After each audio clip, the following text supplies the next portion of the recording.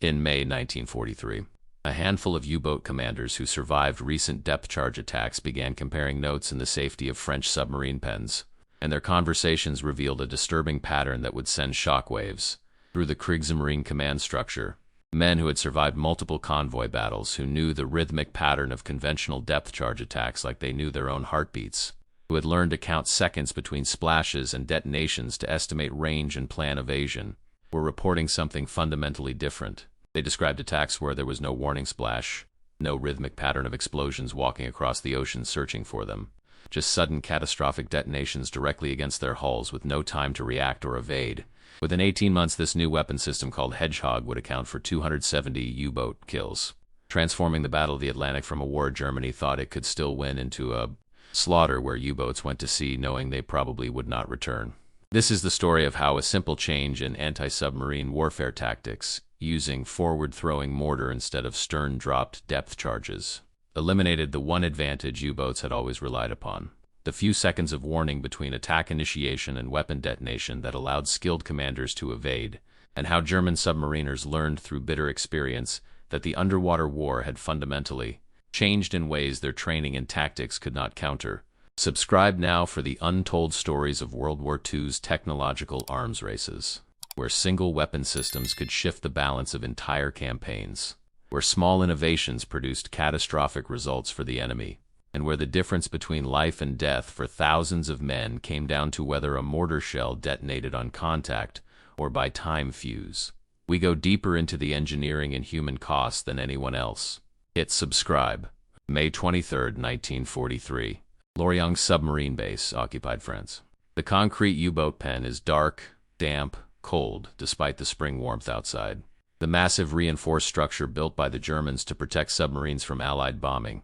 Capita Lieutenant Werner Happ, 26 years old, commander of U-192, stands in the operations briefing room with 5 other U-boat commanders who have returned from patrol within the past week.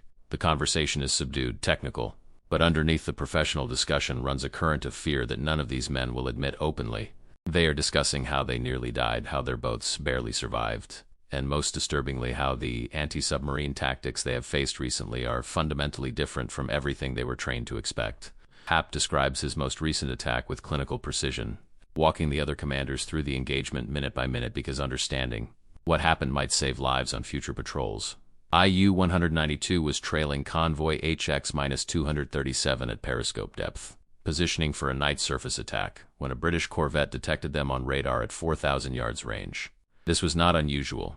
Allied radar had been detecting surfaced U-boats since 1942, forcing submarines to attack submerged where they were slower and less effective. Happy crash dived immediately, standard procedure, reaching 120 feet depth within 45 seconds, turning hard to port to evade, reducing speed to minimize noise signature. Corvette approached directly, her sonar pinging, the sound echoing through U-192's hull with the distinctive frequency that every submariner learns to dread.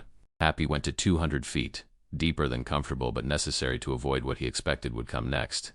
Depth charges set to 150 feet. Dropped from the corvette's stern as she passed overhead, detonating in a pattern that would walk across the ocean trying to bracket the submarine's position. But what came next was completely different from any depth charge attack Happ had experienced in 18 months of combat operations. There was no sound of the corvette passing overhead. Instead, while the corvette was still several hundred yards away, still approaching, Happ heard a series of splashes, 24 of them in rapid succession, sounding like someone throwing gravel into water. So the sonar operator reported multiple small objects entering the water ahead of the corvette, not behind where depth charges would be dropped. Happ did not understand what was happening. His training, his experience, his instincts, all told him that depth charges came from the stern of attacking ships, dropped as the ship passed over the submarine's estimated position. These splashes were happening while the corvette was still approaching, still 200 yards away. He had perhaps 15 seconds to process this anomaly before 6 of the objects detonated simultaneously against U-192's pressure hull with violence that defied description. The detonations were not the familiar rolling thunder of depth charges exploding 50 feet away. Pressure waves that shook the boat and knocked men off their feet but allowed the hull to flex and survive. These were direct hits, contact explosions, 35 pounds of Torpex explosive detonating directly against the pressure hull with focused destructive energy that punched through steel like paper. 3 explosions hit forward of the conning tower, 1 hit directly amidships, 2 hit aft near the engine room. The forward hits ruptured the pressure hull, flooding the forward torpedo room instantly, killing all 7 men stationed there before they could react. The midships hit cracked frames and deformed hull plates inward, causing catastrophic leaks that overwhelmed the bilge pumps within seconds. The aft hits destroyed electrical systems and fractured fuel tanks, filling the engine room with seawater and diesel fuel. U-192 lost depth control immediately, the bow dropping as the forward compartment flooded, the stern rising, the boat tilting to 35 degrees down angle. Emergency procedures that HAP had drilled hundreds of times became impossible to execute as the boat flooded. Faster than bulkhead doors could be closed, faster than trim tanks could compensate, faster than pumps could manage. Happy ordered emergency surface, the only option remaining, hoping to reach the surface before the submarine sank completely. The boat clawed upward, compressed air forcing water from ballast tanks, buoyancy barely sufficient to overcome the flooding forward. U-192 broke surface after 90 seconds of desperate ascent. Wallowing low in the water, down by the bow, unable to dive again, the corvette was waiting. Her guns opened fire immediately, 4-inch shells slamming into the conning tower and pressure hull. HAP ordered abandon ship. The crew scrambled through the conning tower hatch, men tumbling into the cold North Atlantic, swimming away from the sinking boat as fast as exhaustion and hypothermia allowed. 43 men escaped. 7 died in the flooded forward compartment. 5 more died from gunfire or drowned before rescue. The corvette picked up 38 survivors, including HAP, who spent the next 2 years in British POW camps trying to understand what had killed his boat. The other commanders in the briefing room listened to HAP's account with growing unease. Each man commanded a U-boat, had survived multiple depth charge attacks, knew the tactics and rhythms of anti-submarine warfare. What HAP described violated every tactical principle they understood. Corvette encaping Peter Dunetz, no relation to the Gross Admiral but often mistaken for family, commands U-178 and has 22 months of combat experience, including 3 convoy battles. He describes a similar encounter from his most recent patrol, an attack by a British frigate that deployed weapons forward instead of dropping them from the stern. Weapons that detonated on contact instead of by time fuse. Weapons that hit his boat twice, causing damage that forced him to abort the patrol and return to base. He did not lose his boat, but only because the frigate's aim was slightly off, and only 2 of the 24 projectiles hit. His engineering officer estimated that if 4 or 5 had hit, U-178 would have sunk. Captain Lieutenant Siegfried Strello, commanding U-435, describes being attacked by a Canadian corvette that deployed similar weapons, forward-thrown projectiles that detonated only on contact with solid objects. 3 hit U-435, causing severe damage. But the submarine survived by using emergency ballast blow and surfacing immediately, then diving again after the corvette lost contact. Strello's sonar operator had been fast enough, alert enough, experienced enough to track the incoming projectiles acoustically, reporting that the weapons entered the water in a circular pattern approximately 140 feet in diameter, all landing ahead of the attacking ship, all arcing through the water in ballistic trajectories, sinking at different rates depending on angle of entry. The weapons that detonated were the ones that happened to arc through the depth where U-435 was positioned. The weapons that missed continued sinking until they hit bottom, where they apparently did not detonate, suggesting they were armed only for contact with submarine hulls, not time or pressure fuses like conventional depth charges. The pattern emerging from these accounts is clear and terrifying. The Allies have developed a new anti-submarine weapon that eliminates the fundamental advantage U-boats have always relied upon in depth charge attacks. Conventional depth charges are rolled or thrown from the stern of the attacking ship after the ship passes over the submarine's estimated position.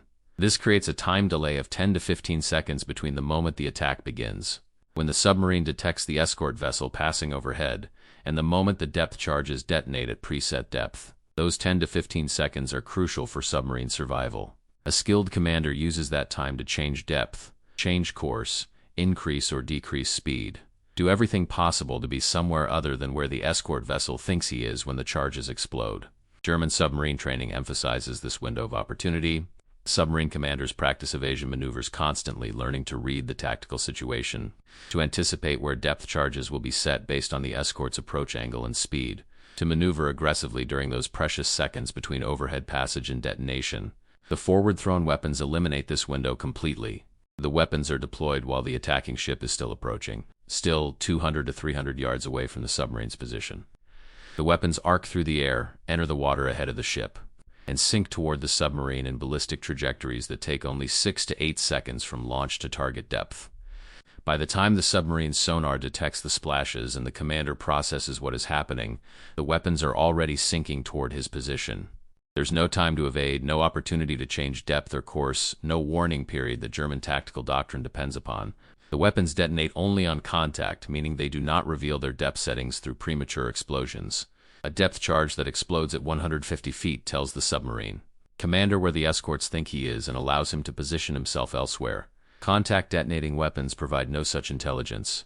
They either hit and kill or they miss silently and sink harmlessly to the bottom. The psychological impact is as devastating as the physical danger. German submarine commanders have learned through 2 years of combat that they can survive depth charge attacks through skill, experience, and aggressive maneuvering. The forward-thrown weapons make skill irrelevant. Survival becomes purely a matter of whether the pattern happens to bracket the submarine's position. There's nothing the commander can do to improve his odds.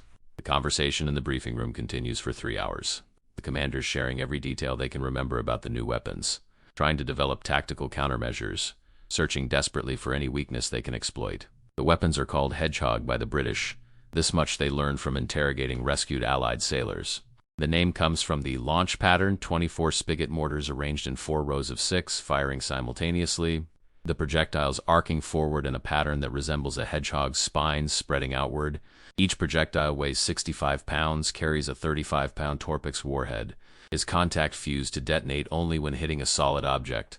The circular pattern is approximately 140 feet in diameter, sized to bracket a submarine with high probability if the aim is accurate. The launch range is 250 yards forward of the firing ship, allowing the escort to remain in sonar contact throughout the attack instead of losing contact when passing directly.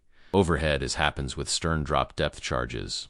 The weapon system is simpler than depth charges, requiring no depth setting, no precise timing, no stern rails or throwers. The mortars are fixed installations on the bow, aimed by steering the entire ship, fired electrically from the bridge. The Royal Navy is installing Hedgehog on virtually all escort vessels, from small corvettes to large frigates, making the weapon ubiquitous across the North Atlantic where the U-boat war is fought. The commanders discuss possible countermeasures, but every suggestion reveals fundamental problems. Going deeper helps slightly, increasing the volume of water the projectiles must search.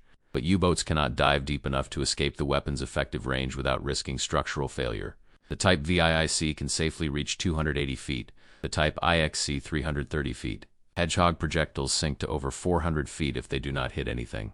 Going shallower makes a submarine more vulnerable to conventional depth charges and gunfire, if forced to surface. Changing course aggressively the moment splashes are detected might work, but the time between splash detection and impact is only 6 to 8 seconds.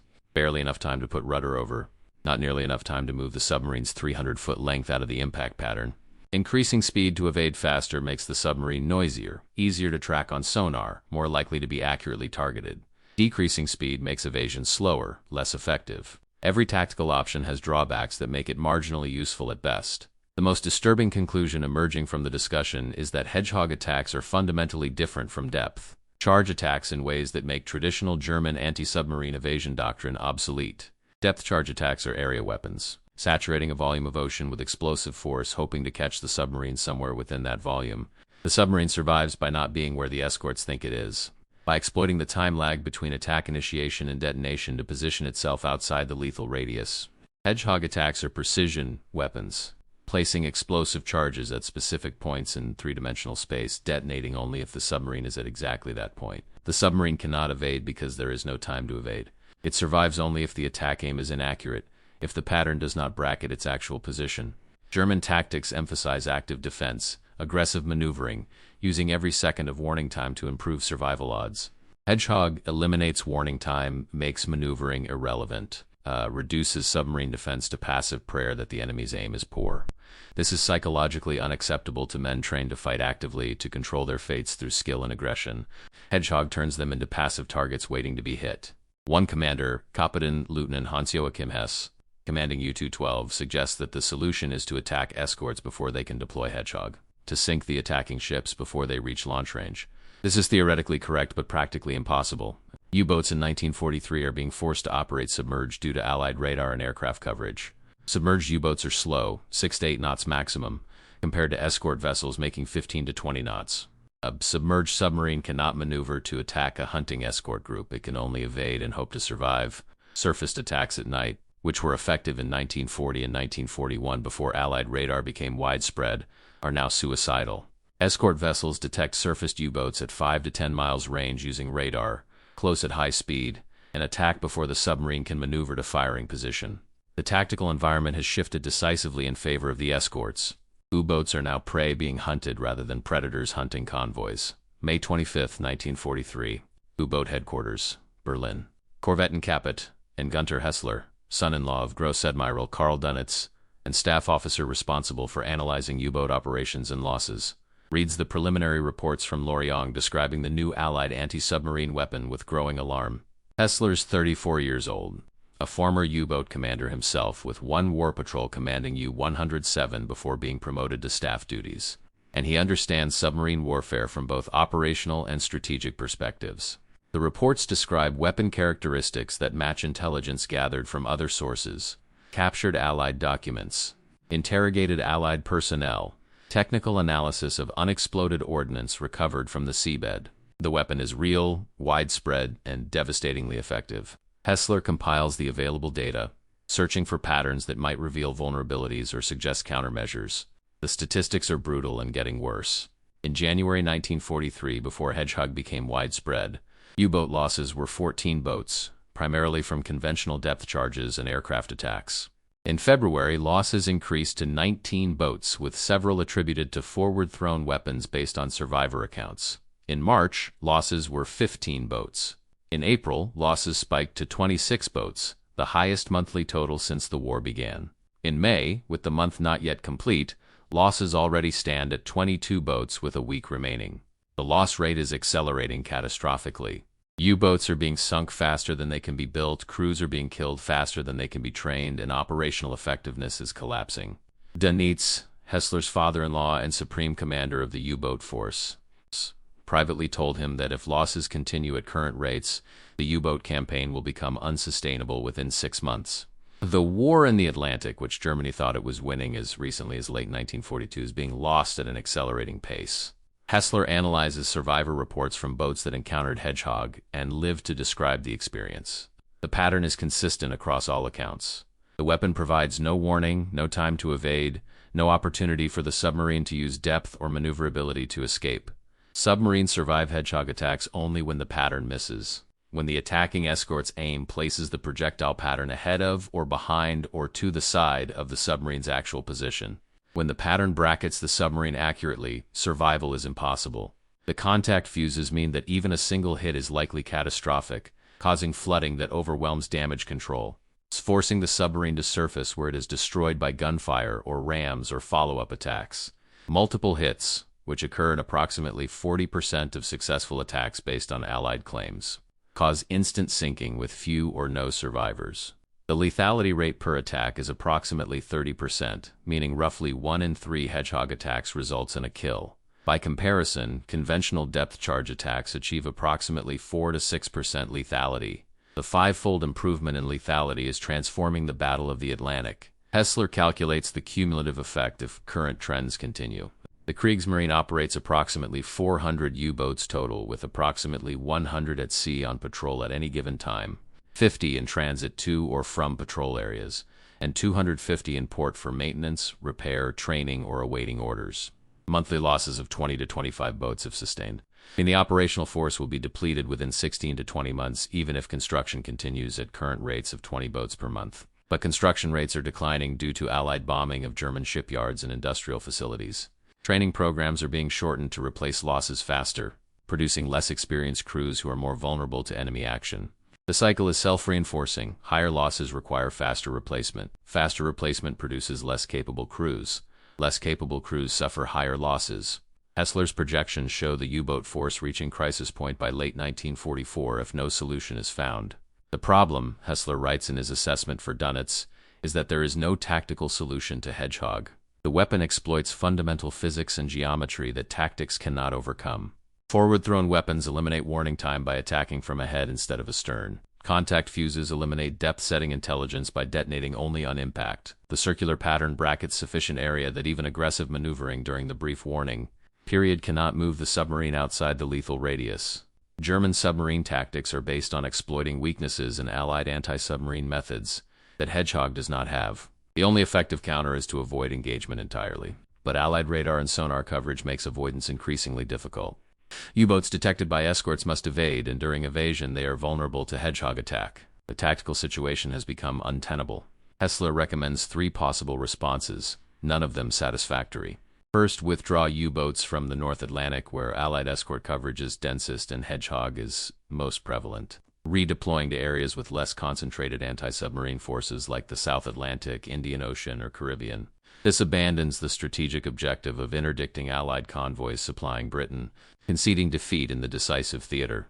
Second, develop technical countermeasures. Acoustic decoys or jamming that might confuse escort sonar and degrade Hedgehog accuracy. This requires months or years of research and development, time the U-boat force does not have. Third, accept increased losses as the cost of continuing operations, hoping that U-boats still inflict enough Allied shipping losses to justify the casualties. This is essentially a decision to sacrifice U-boat crews for marginal strategic impact. Ethically problematic and operationally questionable. Hessler presents these options to Dunnates without recommendation, knowing that all paths lead to strategic failure but that the decision must be made by the commanding officer. June 3, 1943. Dunnates reads Hessler's assessment and supporting documentation over 2 days, his expression darkening as the implications become clear. He has commanded U-boats in the First World War, pioneered submarine wolfpack tactics in the interwar period, built the Kriegsmarine's U-boat force from fewer than 60 boats in 1939 to over 400 in 1943, and believed until recently that submarine warfare could strangle Britain's maritime supply lines and force a favorable peace settlement. Now he faces the reality that the underwater war has been lost, that the weapon system he devoted his career to perfecting has been countered by Allied technology and tactics he cannot overcome. On June 4th, he drafts a memorandum to the Naval High Command and to Hitler personally, stating that continuation of unrestricted submarine warfare in the North Atlantic under current conditions will result in the complete destruction of the U-boat force within 1 year. He recommends temporary withdrawal of U-boats from the North Atlantic to allow time for technical development of countermeasures, redeployment to less heavily defended areas where U-boats can operate with acceptable loss rates, and fundamental reassessment of submarine strategic objectives. The memorandum is diplomatically worded, but the meaning is clear. Germany is losing the Battle of the Atlantic, and Dunnates sees no way to reverse the situation with available resources and technology. Hitler's response, delivered June 7th, is predictably dismissive. The U-boat campaign will continue as planned. Losses are regrettable but acceptable given the strategic importance of disrupting Allied supply lines. The Führer has confidence that German submarine commanders and crews will overcome technical challenges through superior fighting spirit and tactical innovation. Resources will be provided for development of new submarine types with better performance, particularly the Type 21 electroboat with higher underwater speed and longer submerged endurance. But these boats will not be available until late 1944 at earliest. Until then, existing boats will continue operations. Dunnates is ordered to maintain operational tempo, not to withdraw boats or reduce activity levels. The U-boat force will fight on until victory or destruction. Dunnates complies with orders but privately tells his staff that the U-boat war is over, that they are now simply managing the rate of decline rather than fighting for victory. He issues directives to submarine commanders emphasizing defensive tactics, evasion rather than aggressive pursuit, survival rather than tonnage sunk. He knows these directives cannot prevent losses but hopes they might slow the casualty rate enough to preserve some portion of the force until new technology becomes available. He also knows, though he cannot say publicly, that the war is probably lost regardless of a boat performance. That Germany faces opponents with industrial capacity and technical capability that cannot be matched. That the Hedgehog is simply one example among many of Allied advantages that are accumulating into decisive superiority. The underwater war, like the broader war, has reached the point where defeat is inevitable, and the only question is how long until collapse. July 1943 through December 1944, the slaughter continues.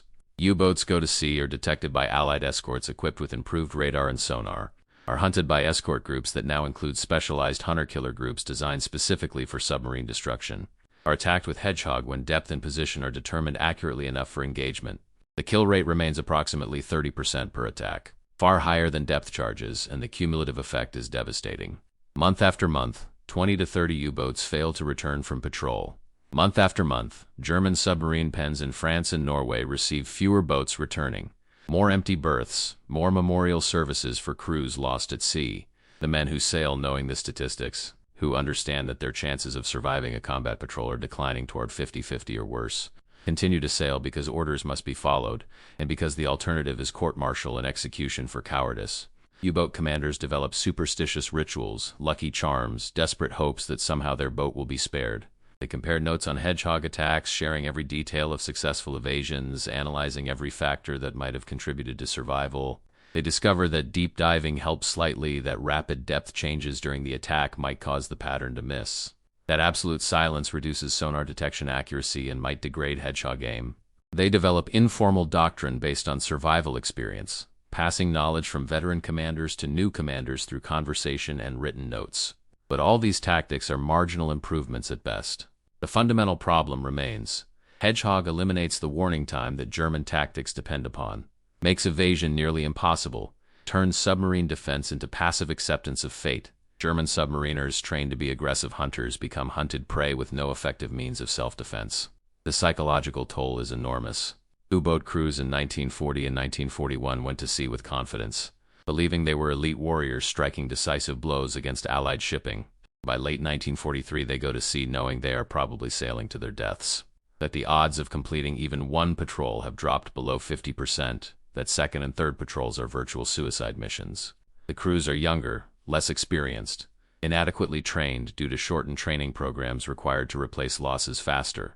The boats are less well-maintained due to limited dockyard time and overworked repair crews.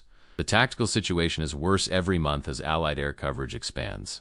Radar improves, sonar improves, and escort tactics adapt. U-boats are forced to operate submerged constantly, reducing their already limited effectiveness, making them reactive targets rather than proactive hunters. Morale collapses, desertion rates increase. Submarine commanders report crew members developing physical symptoms of stress, nervous breakdowns, refusal to return to sea. The U-boat force, which was the Kriegsmarine's elite service and Germany's primary naval weapon, becomes a death trap, consuming men for no strategic gain. October 1943. U-505, a Type IXC U-boat, commanded by Captain Lieutenant Harold Lange, is detected by American escort carrier group while attacking convoy in mid-Atlantic. The escort group includes USS Chatelaine, a destroyer escort equipped with Hedgehog superior radar and an experienced crew that has sunk 3 U-boats already. Chatelaine detects U-505 on sonar at 3,000 yards, closes at 20 knots, maintains solid contact throughout approach. Lange dive to 250 feet, turns hard to starboard, reduces speed to minimize noise. He has been briefed on Hedgehog, knows what is coming, tries everything his experience suggests to avoid the attack. At 400 yards range, Chatelaine fires Hedgehog. 24 projectiles arc through the air, enter the water in circular pattern 140 feet diameter, sink toward U-505's position. Lange detects splashes, orders emergency deep, full ahead, hard left rudder, attempting to dive below and turn away from the pattern. The evasion is too slow, the warning time too brief. 6 projectiles hit U-505 in rapid succession, detonating against the pressure hull with catastrophic effect. The forward torpedo room floods instantly, the control room floods within seconds. The engine room floods as seams rupture and frames collapse. Lange orders surface, knowing it is death sentence but hoping some crew might survive. The boat breaks surface bow first, almost vertical, then falls back wallowing. Lange orders abandon ship. 42 men escape. 17 die in flooding compartments or drown in heavy seas. Chatelaine picks up survivors, including Lange, who spends rest of war in POW camps trying to understand how the Allies developed a weapon that made submarine warfare untenable. March 1944. U-358, a Type WWII commanded by Captain Lieutenant Rolf Menck, is hunted by British frigate HMS Gould in western approaches. The frigate detects U-358 on sonar, maintains contact through aggressive depth changes and course alterations, closes to Hedgehog range. Menck, an experienced commander with 2 years combat experience and 14 merchant ships sunk, executes every evasion tactic he knows. He dives to 280 feet, maximum safe depth for Type WWII. He turns into the frigate's approach, hoping to pass beneath at closest point of approach and escape into baffled zone behind the ship. He maintains absolute silence, every crew member frozen at stations, every unnecessary system shut down. The frigate fires Hedgehog at 300 yards. The pattern lands precisely on U-358's position. 8 projectiles hit simultaneously. The boat disintegrates, hull rupturing in multiple places, flooding so rapid that no emergency procedures are possible. 51 men die within seconds. No survivors. The frigate detects breakup on sonar. Surface oil and debris confirm the kill. Returns to convoy escort duties. U-358 simply disappears. One more boat that fails to return from patrol. Families notified 3 months later that their sons and husbands are missing, presumed dead. June 1944. U-672, a new type WWII on first patrol, is attacked by Canadian corvette HMC's Moose Jaw in St. Lawrence approaches. The commander, Oberleutnant Xerxes Klaus Barthel, is 24 years old, has never experienced depth charge attack before, trained on obsolete tactics that no longer work against Hedgehog-equipped escorts. Barthel makes multiple tactical errors, remaining too shallow, maintaining too much speed, failing to recognize that the attacking corvette has different weapons than his training simulated. Moose Jaw fires Hedgehog, achieves perfect bracket, 5 hits on U-672's pressure hull. The submarine is destroyed so quickly that only 12 men escape through the conning tower hatch before the boat sinks. 44 men are lost. The survivors are picked up by the corvette, interrogated by Canadian Naval Intelligence, provide detailed information about U-boat training deficiencies, and poor morale that confirms Allied assessment that the U-boat threat is declining rapidly. December 1944. The cumulative statistics tell the story that individual incidents illustrate. In the 18 months from June 1943 through December 1944, Hedgehog-equipped Allied escorts sink approximately 270 U-boats through direct Hedgehog attacks. This represents approximately 45% of total U-boat losses during the period, making Hedgehog the single most lethal anti-submarine weapon of the war.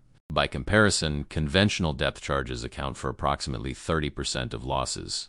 Aircraft attacks 20%, mines and other causes 5%. The lethality per attack for Hedgehog remains approximately 30% throughout the period, 5 times higher than conventional depth charges.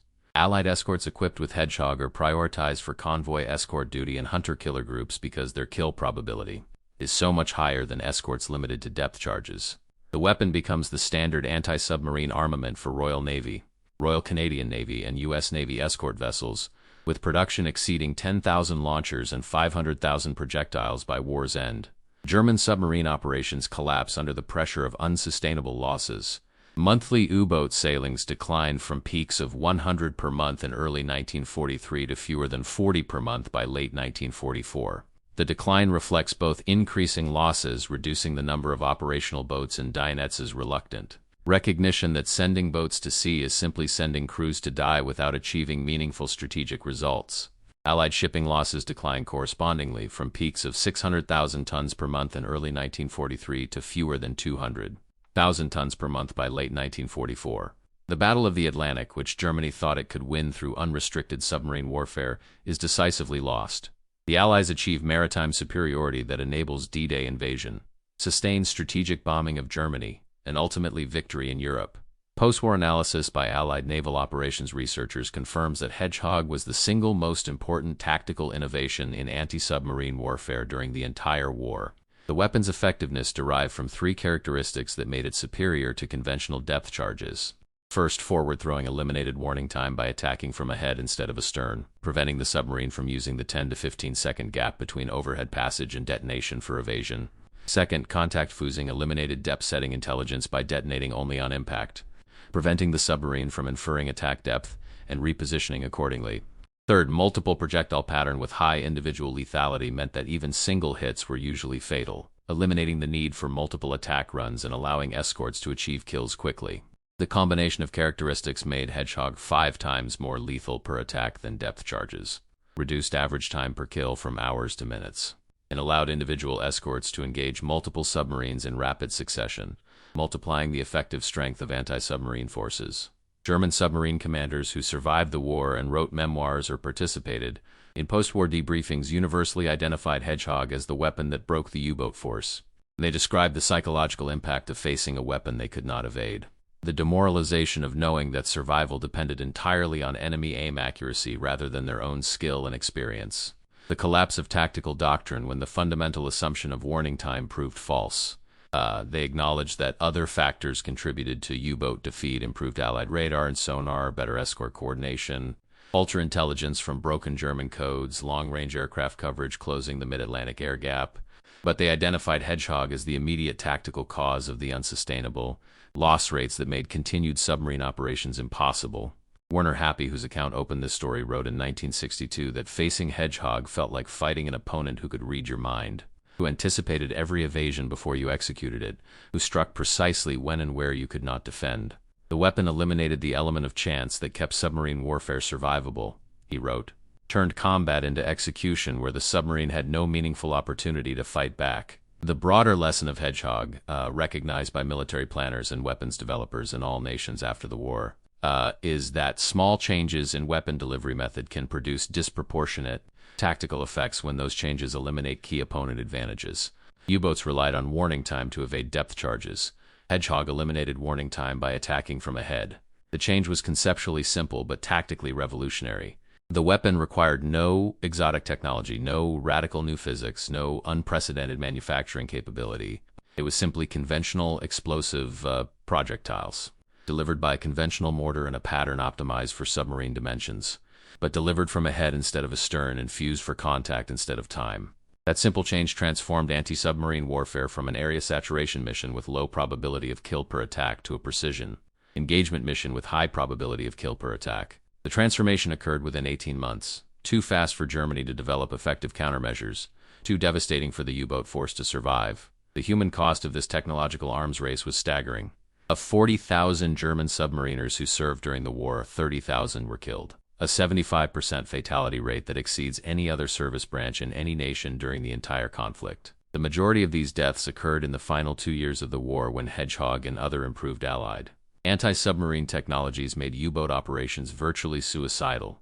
Young men, many still teenagers, went to sea in submarines knowing they were unlikely to return, knowing the war was lost, knowing their deaths would achieve nothing strategically significant, but following orders because the alternative was execution for desertion.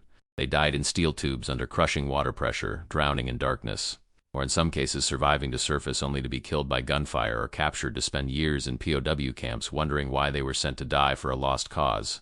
The Allied sailors who dropped Hedgehog patterns on German submarines rarely knew whether they achieved kills, saw only oil slicks and debris that might indicate success, followed tactical procedures without thinking about the men they were trying to kill. War creates these separations, these abstractions, where weapon systems development and tactical implementation proceed without requiring individual participants to confront the human consequences of their actions. The story of Hedgehog is ultimately about asymmetric technological development and its strategic consequences. Germany pioneered submarine warfare, developed the most sophisticated submarines of the early war period, trained the most experienced submarine commanders, perfected tactical doctrines that achieved devastating success against Allied shipping in 1940 and 1941.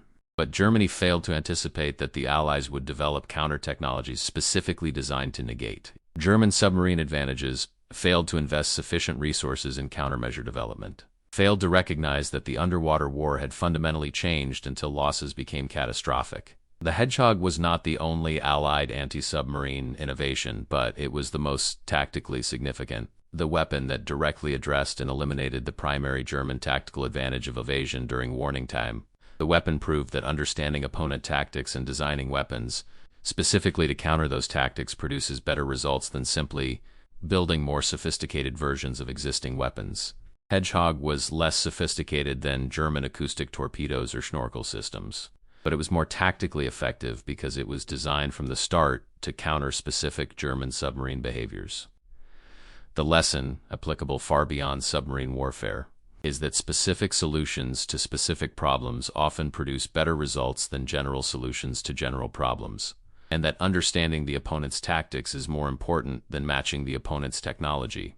The Hedgehog evaluation revealed that simple changes in weapon delivery could produce revolutionary tactical effects.